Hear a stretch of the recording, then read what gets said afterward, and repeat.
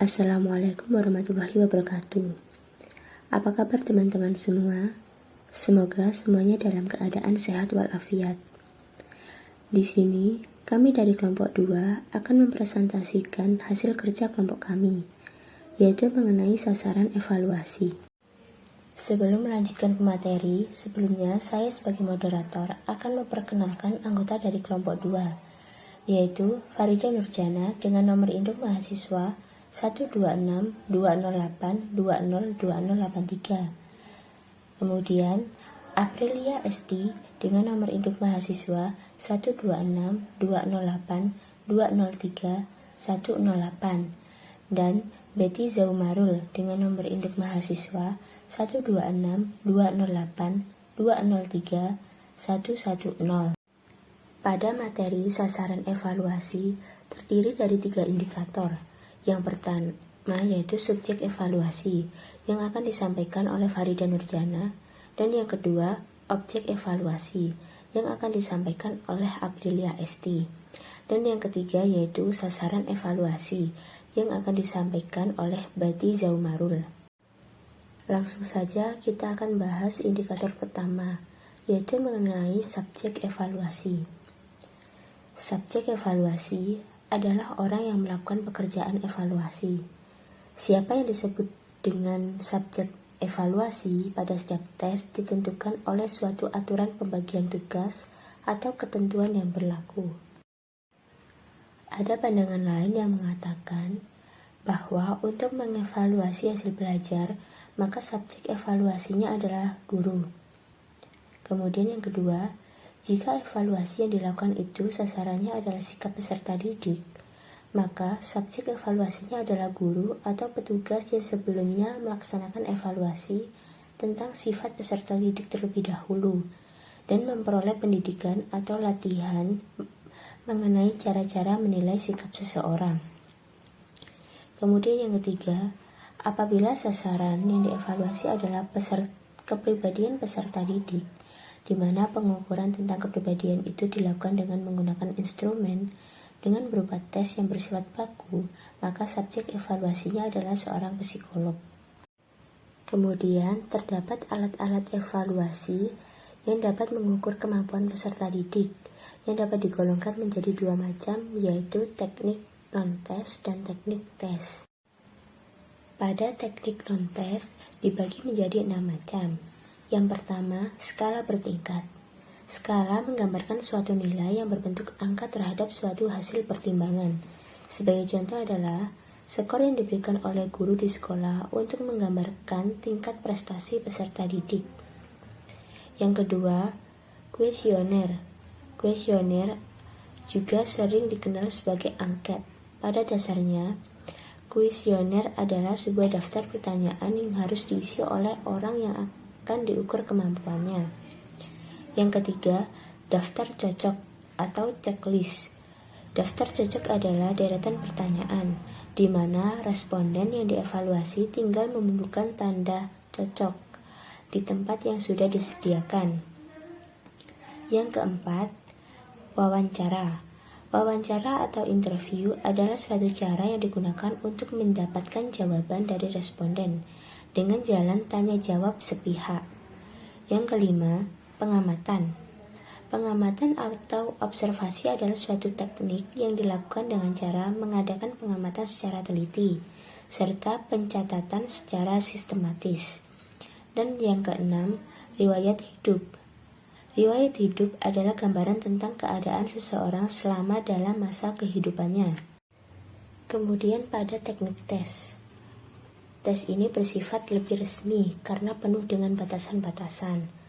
Ditinjau dari segi kegunaan untuk mengukur siswa, maka dibedakan atas adanya 3 macam tes, yaitu tes diagnostik yang merupakan tes yang digunakan untuk mengetahui kelemahan-kelemahan siswa sehingga berdasarkan kelemahan tersebut dapat dilakukan pemberian perlakuan yang tepat.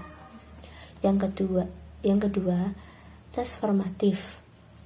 Dari kata form yang merupakan dasar dari istilah formatif, maka evaluasi formatif dimaksudkan untuk mengetahui sejauh mana siswa telah terbentuk setelah mengikuti suatu program tertentu. Dalam kedudukannya, seperti ini tes formatif dapat juga dipandang sebagai tes diagnostik pada akhir pelajaran. Dan yang ketiga, tes sumatif. Tes sumatif merupakan tes yang dilaksanakan setelah berakhirnya sekelompok program atau sebuah program yang lebih besar. Saya Prilia Astidwi Nurhayati akan melanjutkan subbab yang kedua, yaitu objek evaluasi. Objek atau sasaran evaluasi pembelajaran adalah segala sesuatu yang menjadi titik pusat pengamatan, karena evaluator menginginkan informasi tentang sesuatu tersebut. Jika dikaitkan dengan pembelajaran, maka objek evaluasinya adalah anak didik. Namun, jika dikaitkan dengan pengajaran, tentu saja objek evaluasinya adalah para pendidik. Pada ranah yang lebih luas lagi, jika penilaian atau evaluasi itu dikaitkan dengan dunia pendidikan, tentu saja objeknya adalah dunia pendidikan itu sendiri, dengan berbagai stakeholder di dalamnya yang mencakup semua aspek yang berkelindan di dalam dunia pendidikan itu sendiri. Begitu juga dengan objek yang dikaitkan dengan sistem pembelajaran, maka tentu saja yang dievaluasi adalah sistem pembelajaran dan pengajaran yang digunakan. Sebagai objek evaluasi pembelajaran, anak didik adalah bahan mentah atau input yang akan diolah dan dikembangkan menjadi manusia yang berpengetahuan, berketerampilan, dan berkepribadian yang baik. Dalam hal ini, anak didik yang baru masuk itu memiliki karakteristik atau kekhususan tersendiri yang bisa mempengaruhi keberhasilan dalam belajar. Karena itulah, sebagai objek evaluasi, ada 3 aspek yang bisa dievaluasi dalam diri anak didik, yaitu yang pertama aspek kepribadian. Aspek kepribadian adalah sesuatu yang terdapat dalam diri manusia dan menampakkan bentuknya dalam tingkah laku. Dalam hal tertentu, informasi tentang kepribadian sangat diperlukan, sedangkan alat untuk mengetahui kepribadian seseorang disebut dengan tes kepribadian atau personality test. Biasanya, kepribadian dibicarakan dalam pengertian apa yang membuat seseorang berbeda dari orang lain. Apa yang membuatnya unik dibandingkan orang lain. Aspek kepribadian seperti ini disebut dengan kekhasan individual atau individual differences. Yang kedua, aspek kemampuan. Aspek kemampuan berarti lebih kepada aspek kognitif anak didik yang harus dievaluasi dengan proporsional dan objektif. Yang termasuk dalam hal ini adalah aspek intelijensinya, ingatannya, cara menginterpretasi data, prinsip pengerjaan yang dilakukan, pemikiran atau penalaran logisnya, dan aspek kognitif lainnya. Yang ketiga ada aspek sikap. Sikap pada dasarnya adalah bagian dari tingkah laku manusia sebagai gejala atau gambaran kepribadian yang memancar keluar dan bisa diamati dan dinilai oleh orang lain. Namun, karena sikap ini merupakan sesuatu yang paling menonjol dan sangat dibutuhkan dalam pergaulan, maka diperolehnya informasi mengenai sikap seseorang menjadi penting sekali dalam dunia pembelajaran.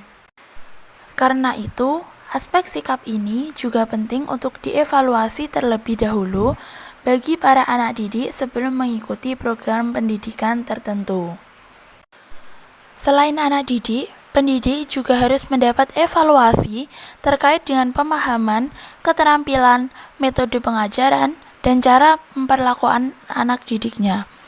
Hal ini sangat penting agar dalam proses pembelajaran yang membutuhkan interaksi antara dua pihak, yaitu anak didik dan pendidik, terjadi integrasi mutualis konstruktif yang mampu memberikan kemajuan dalam proses transfer pengetahuan dan pengembangan dunia pendidikan pada umumnya.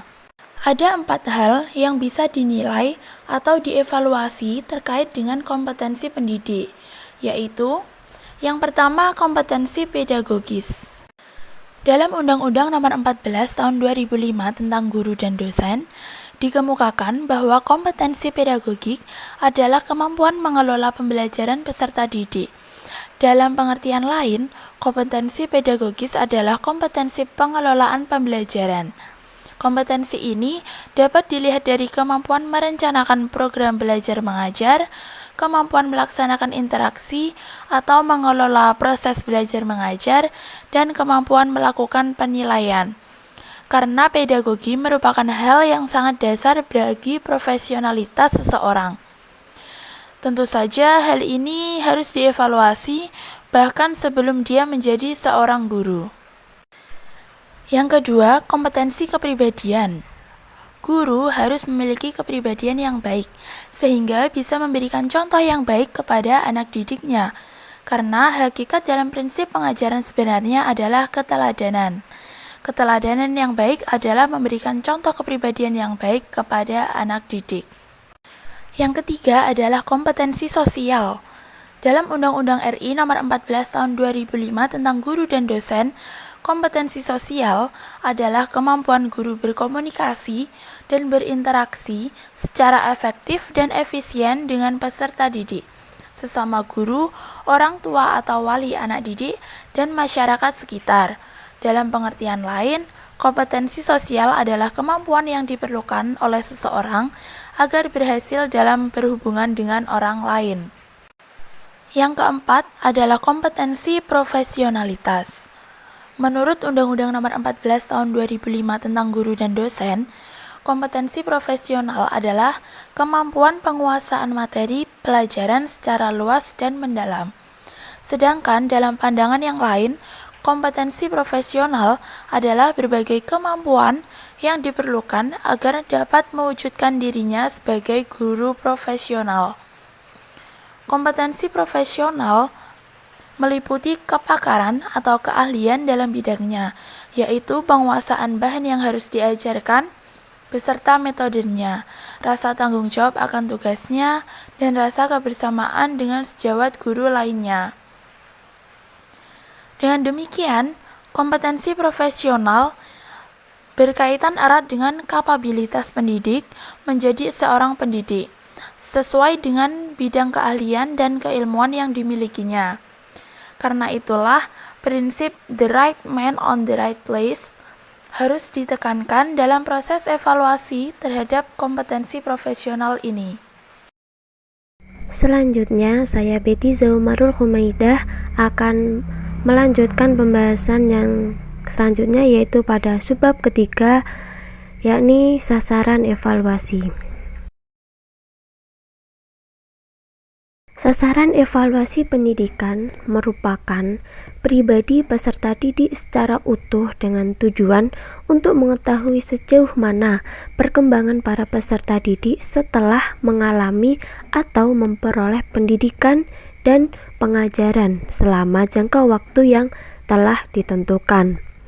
Nah, oleh karena itu, pendidikan merupakan suatu proses yang berkesinambungan dan merupakan suatu sistem yang terdiri dari beberapa komponen, yang mana komponen-komponen tersebut saling terkait dan saling mempengaruhi satu sama lain. Maka dari itu, evaluasi yang lengkap ialah evaluasi yang dapat mencakup semua komponen suatu sistem tersebut, yaitu isi dan hasil pendidikan yang merupakan output. Adapun sistem tersebut diantaranya ialah yang pertama, yaitu evaluasi terhadap isi pendidikan. Evaluasi terhadap isi pendidikan ini sebagai berikut. Poin A yaitu bahan pelajaran yang diajarkan. Bahan pelajaran yang akan diajarkan kepada para siswa tersebut itu apakah sudah sesuai ataukah belum? Nah, dan apakah umur mereka itu cukup untuk menerima suatu pelajaran ini? Dan apakah mereka minat untuk mempelajari ini?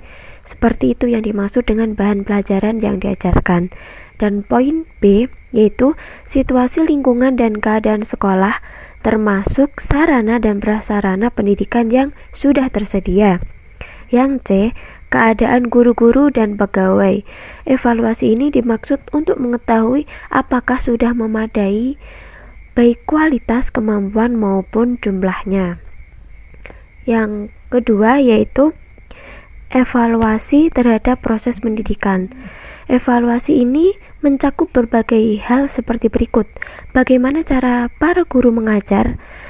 Nah, ini juga termasuk metode dan strategi apakah yang digunakan dan sejauh manakah tingkat efektivitas perilaku pengajarnya. Yang poin selanjutnya yaitu bagaimanakah cara siswa belajar dan bagaimanakah minat serta perhatiannya terhadap pelajaran yang didapatnya. Dan yang ketiga yaitu evaluasi terhadap hasil pendidikan. Evaluasi ini mencakup berbagai hal seperti berikut. Yang poin A yaitu bagaimana perkembangan pengetahuan dan pemahaman peserta didik terhadap bahan pelajaran yang telah diberikan. Poin B, bagaimanakah tingkat kecerdasan dan cara berpikirnya. Poin C, bagaimana keterampilan dan kecekatan yang dimiliki oleh para siswa tersebut.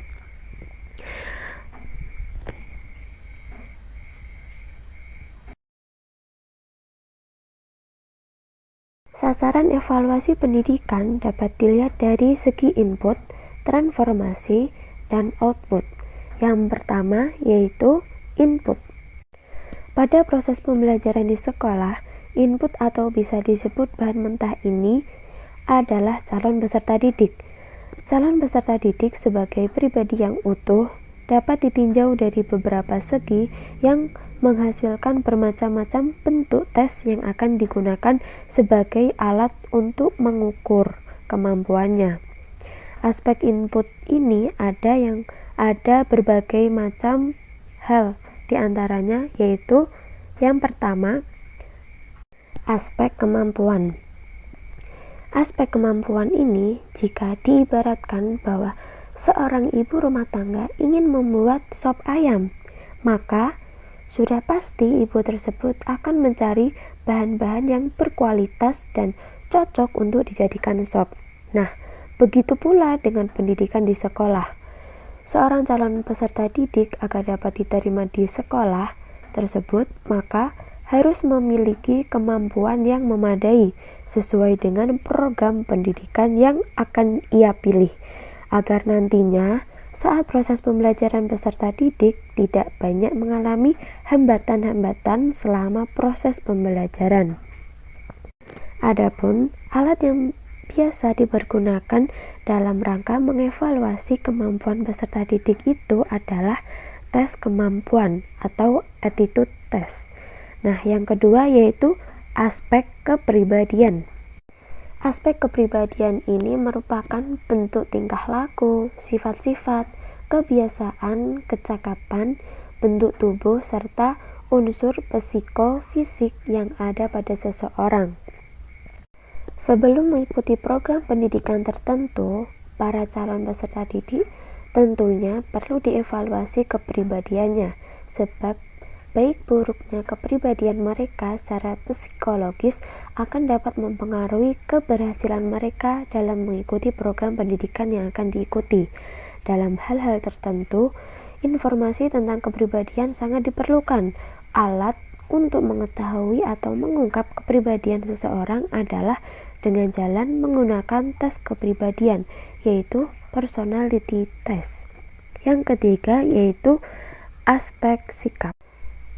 Sikap juga merupakan bagian yang penting dalam pendidikan dan sangat dibutuhkan dalam pergaulan. Namun, karena sikap ini merupakan sesuatu yang paling menonjol dan sangat dibutuhkan dalam pergaulan, maka banyak orang yang menginginkan informasi tentang sikap tersebut.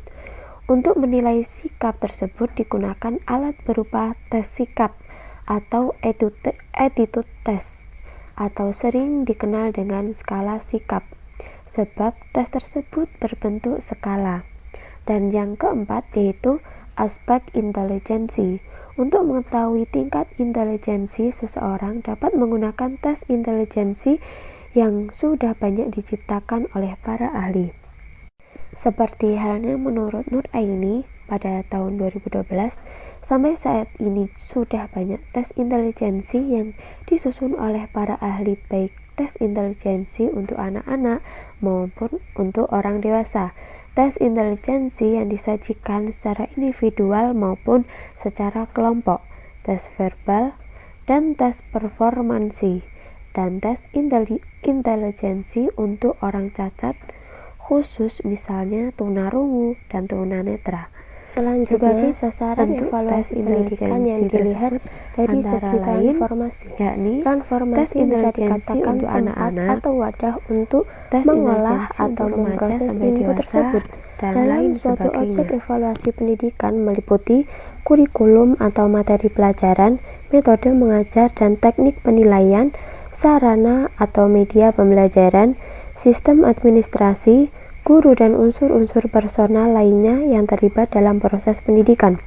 Transformasi merupakan hal yang penting dalam pendidikan ini karena di sini peran transformasi merupakan proses yang nantinya akan menentukan keberhasilan ataupun kegagalan dalam hal pencapaian tujuan pendidikan tersebut.